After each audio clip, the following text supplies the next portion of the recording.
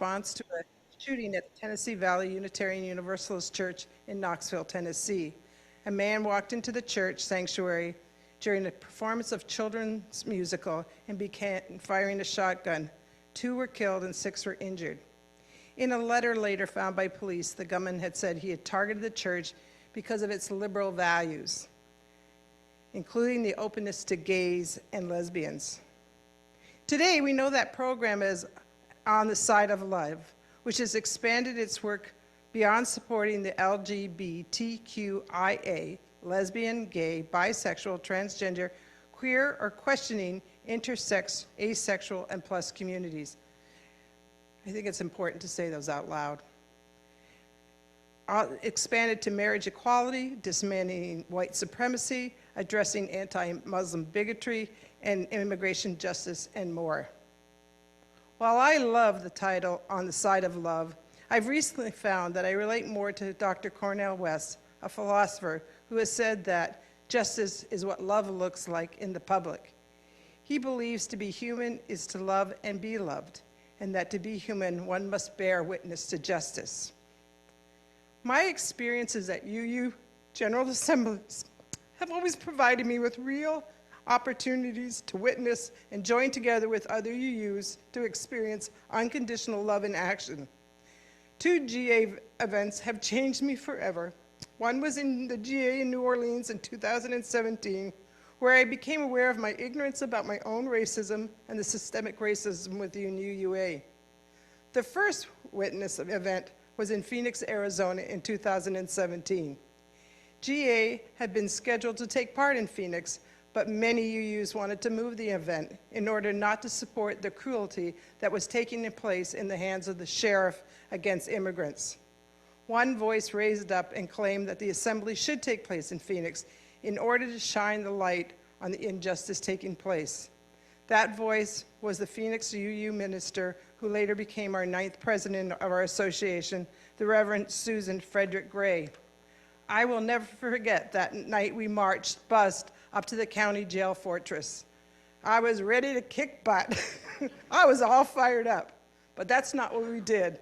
The Phoenix City Police Force was there en masse to protect us against the sheriff and his officers, and we peacefully marched up to the jail and sang songs seeking justice. The Reverend Susan and Peter Morales entered the jail and met with the sheriff, and we kept on singing. After the reverends left the jail, they shared with us that our voices could be heard inside, and who knows how brightly we exposed the world to that injustice, but for that one night, the folks inside knew that somebody cared.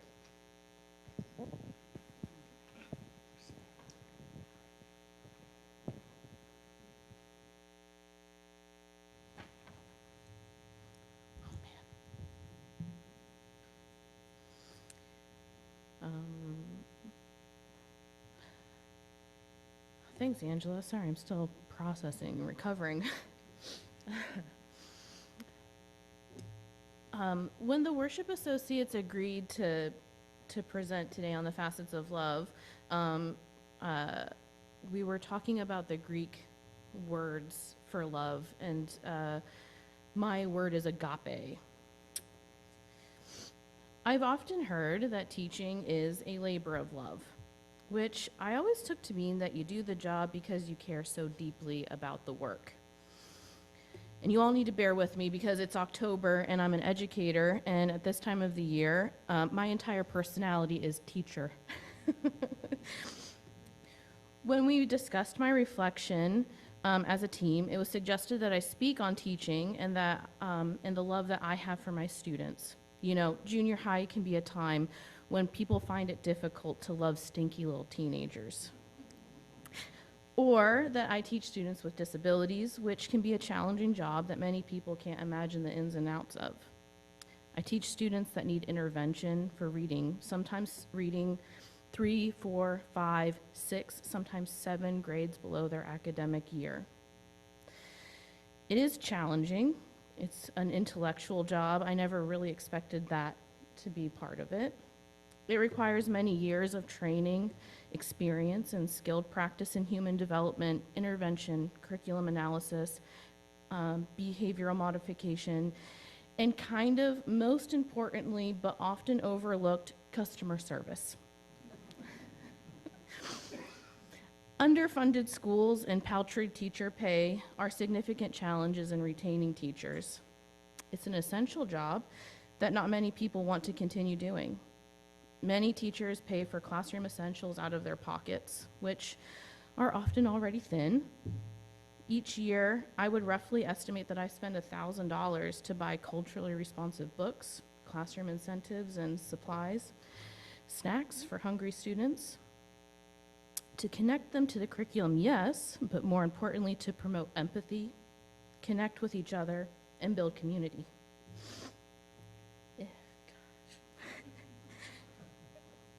Thanks a lot, Angela. Thank you. I thought more of the idea of labor of love, which again makes me think of the love of capital W work. When I think of teaching, though, it's more of a love for the outcome, making connections with my community. And often later on in the year, we'll be talking about all of the impressive big things that our students will do. They'll go to Davis, a tech company in the Bay, study law, become professors. It's true that very few of my students will be doing this fine list of things.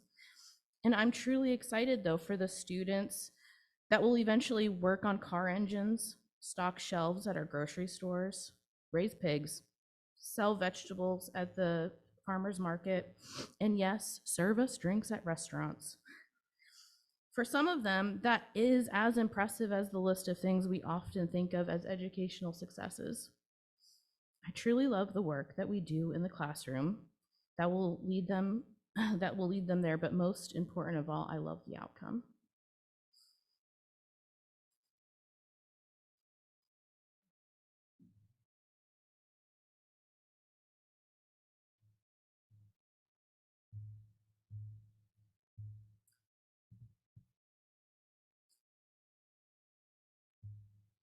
This is connections. So I want you all to close your eyes and fill in the blank or finish the following sentence. I love.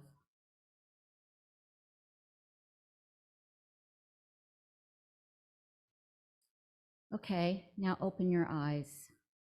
With what word or words did you finish your sentence?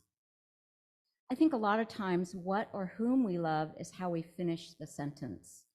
It's fairly simple to say we love our families, our pets, favorite foods, a particular season, colors, sounds, a favorite author, a music genre. I could go on. However, I would also suggest that it might be that which motivates us on a conscious level or pushes us out of our comfort zones to do or say something that we wouldn't otherwise do. At times, it feels like another force has taken control. For me, it's saying yes when asked to be a worship associate or serve on a committee. Smiley face, yes. It always creates some anxiety. I become irritated with myself for adding yet another thing to my already full plate. But I fulfill my agreement because love is a connection to something outside of myself. I find I must consciously practice climbing out of my comfort zone. I'm busy at work, mountains, literally, of paperwork that's legally required, inflexible deadlines, demands from tenants that feel unreasonable. It's not always easy to love or connect with the few tenants who want to know why I'm such a stickler for the rules that govern housing, why I don't provide more things for them to do, why I'm not their friend, and why major repairs can take as long as they do. Don't get me wrong. Overall, I love my job. I appreciate the tenants, and I'm grateful to work for the company I do. My employer has been providing affordable housing since 1961, and its mission and vision, it validates the work I do. Just last week, I had the CHP at my building, and they presented their Age Well, Drive Smart program. Afterwards, one of the tenants wanted a copy of one of the booklets that was being handed out, and I immediately thought, she can't read. She has said so herself. She'll only put it somewhere, and it'll end up in the trash. I stopped myself in my tracks. Who am I to decide for her? Love is not assuming I know what someone else needs or wants. Love is a connection to another human being. It is literally walking in their shoes. Love is letting go of fear, hesitation, greed, and the feeling of scarcity. I look around at my mountains of physical possessions, and I wonder how and why I accumulated so much. Time to let it go. Give it to others who don't have as much. My family and I recently donated an unused bed, a complete set of bedding, as well as a table and chairs to someone who had moved from the local shelter, she'd been there 5 or 6 years, into an actual apartment. It was one of the easiest things I've ever done. Love is a connection to something larger than me. It's when I've released my mental and emotional hold and let things fall naturally into place.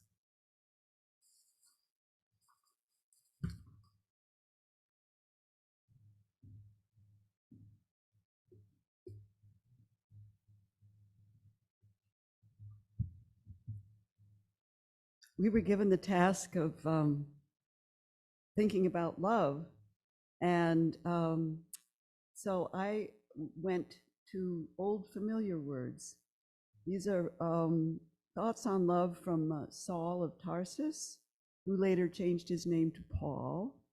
And this was a letter he wrote in AD 56 to the people of Corinth. He said, "If you earnestly desire the highest gifts that life has to offer, I will show you an excellent way. It is the path of love. Because if I speak in the tongues of men or of angels, but have not love, I am a noisy gong or a clanging cymbal. And if I understand all mysteries and have all knowledge, but I have not love, I am nothing. If I give away everything and sacrifice everything, but have not love, I gain nothing. Love is patient. Love is kind. It does not envy. It does not boast. It is not proud. It does not dishonor others. It is not self-seeking. It is not easily angered. It keeps no record of wrongs. Love does not delight in evil, but rejoices with the truth. It always protects, always trusts, and always hopes, and always perseveres. 3 things endure: faith, hope, and love. And the greatest of these is love."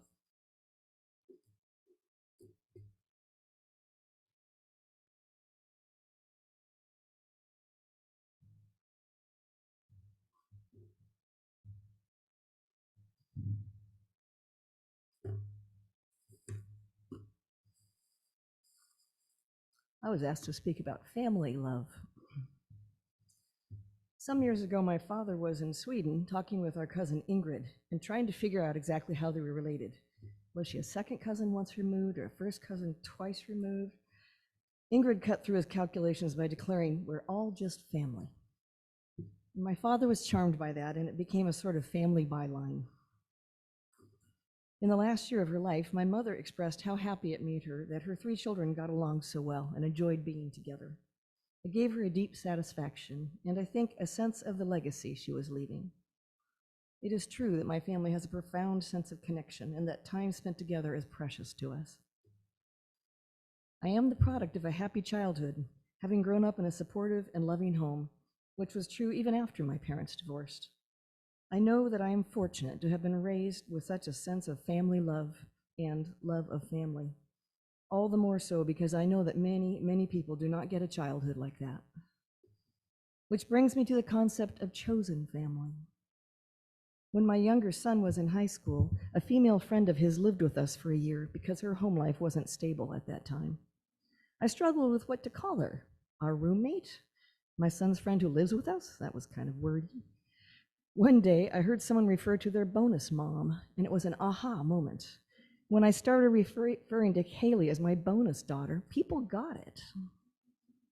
In my life, I've had uncles and aunts whose titles were honorary. I have people I call cousins who aren't. There are several young adults in my life who call me their bonus mom, a title I cherish. Whatever family of origin we come from, I believe that family love also extends to our chosen family, those people whose lives intertwine with ours and with whom we feel a bonding kinship.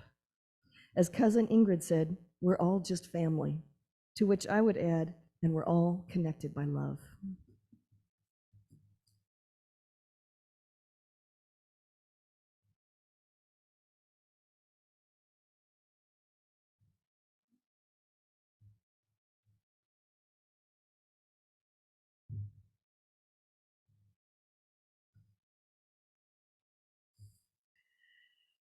Hi again. I am talking about love and sacrifice. We've been hearing this morning about so many facets of love, and I've been thinking about the fact that sooner or later, for most of us, maybe all, probably all, loving demands sacrifice of some sort. This is true on any scale of loving. I'm an environmentalist. I love Mother Nature. On a global scale, to those of us who care about the health of this planet we're on, it's now obvious that we're looking at changes to our behavior. How we use water, what we eat, how we travel, just to name a few.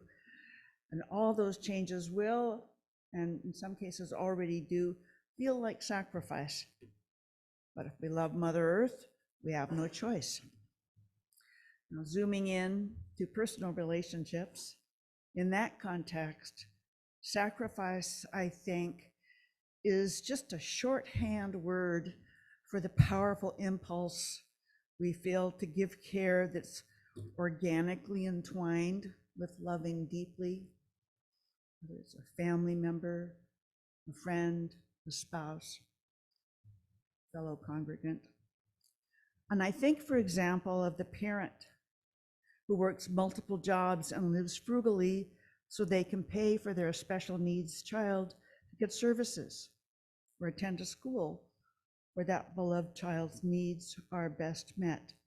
I've been there. Or the older folks who take in an adult child or grandchild because in the moment that beloved person needs support. I've been there.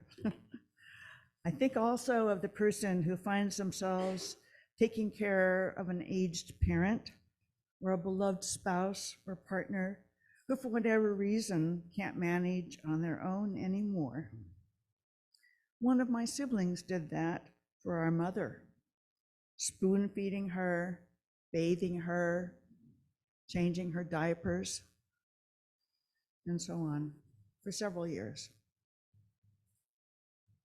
I've been there too, managing bathing and toileting and providing the shrinking menu of foods my late husband could eat, among other things. For a lot of people in our society today, that sort of care feels like a huge sacrifice. So many want somebody else to do it. But in my experience, it just feels like a facet of deep love. With apologies to the French philosopher René Descartes, I love, therefore I do whatever is needed. In closing, hear from my favorite poet, or one of them, John Rodell, is a short, sweet, poetic rumination on a couple's deep loving. Someday my mind will fail and I will forget her name, and our story, and our children, and all our fights, and our vows, and our love. And she won't give a damn. She will love me like I'm still there, even though I have already gone. That is love. That is love. That is love. That is love.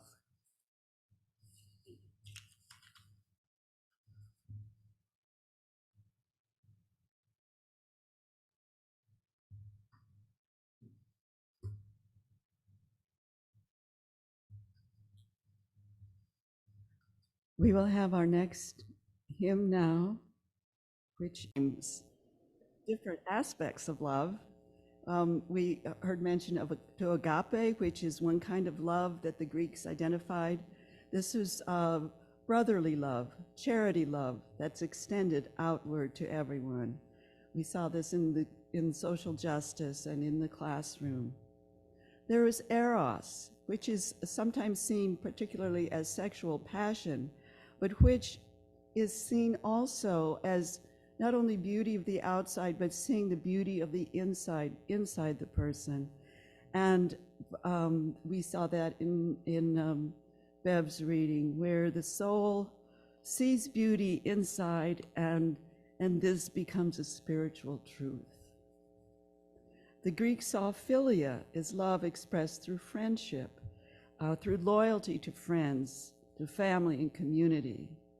We saw this in the children's story. We see the word bibliophile, the love of books, or my sister who lives in Pacific Northwest, pluviophile. She loves rain.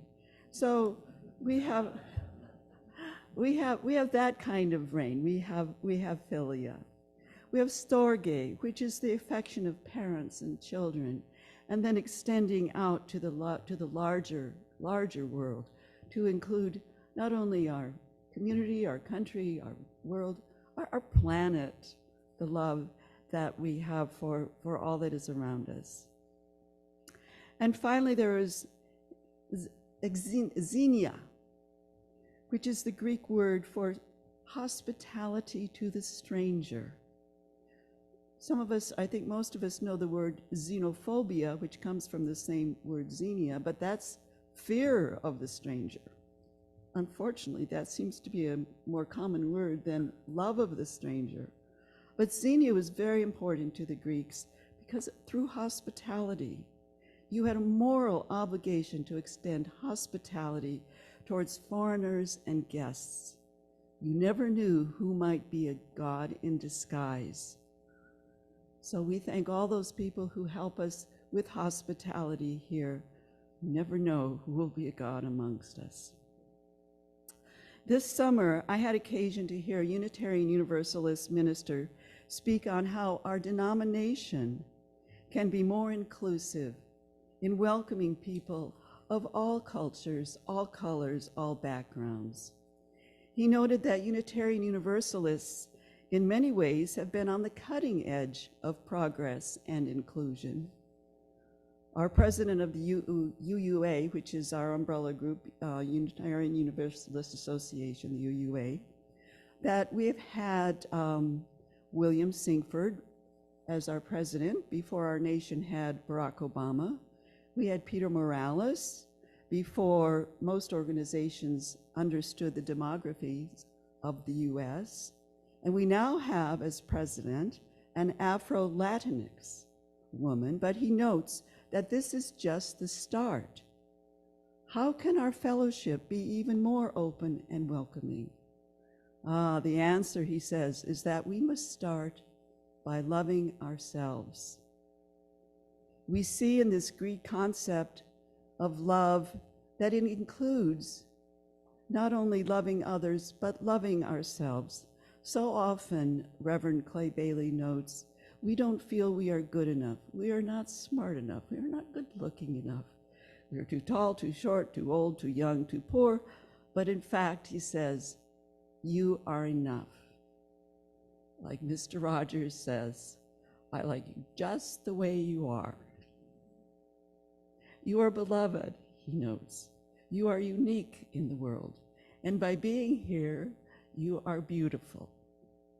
And with love growing from within, it can't help but extend outwards. We turn to love like flowers in the sunshine. We can't help it. We are made of love. And according to Reverend Clay Bailey, by cultivating that love within ourselves, this is our key to building relationships. Love is at the core, and then it sparkles out. Our many facets of love. Through agape, through offering charity and brotherly love, through eros, finding external and internal beauty, through philia, cultivating friendships and loyalty, through xenia, extending hospitality and welcome to the stranger and guest. This is what builds our beloved community here in the fellowship, our greater community, and our world.